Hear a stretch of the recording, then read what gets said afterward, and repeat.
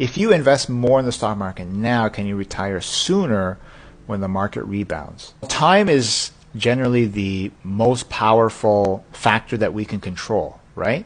We can't control price. We can control time, like I can invest right now, right?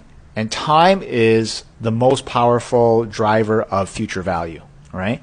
If you look at the formula for present value and future value, it's literally driven by time. It's to the power of time. Future value, so present value times 1 plus interest rate to the power of time. You can say, I'm going to invest now. But the trick is, you don't know if what you're buying now is a good price, a bad price, right? So markets can go higher, it can go lower, or it can stay flat, right?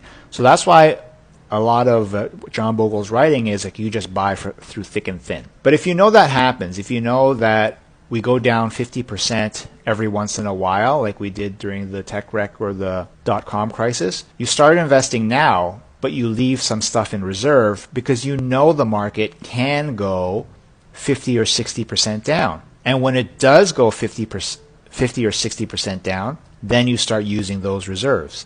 So Warren Buffett has been quoted in CNBC and said, I would prefer to be 100% invested, but I have gone as low as 80% of my net worth invested and 20% of my net worth in cash, because he couldn't find anything to buy. Because when the market runs high, expensive, it becomes very difficult to convince someone like him or anyone who knows the value of an asset to pay more, right? You generally want to pay when things are getting cheaper and going down, right? Usually what happens is during crazy strong bull markets, Warren Buffett will start piling up cash. You'll see that he piles 100 billion, 130 billion, and it just grows as the market goes higher. And then when you see the market crash, like he just drains all his cash up to a point. He always says he always has an emergency fund. Warren Buffett's emergency fund sounds stupid, but his emergency fund is $30 billion, right? He says, I'll never go below $30 billion.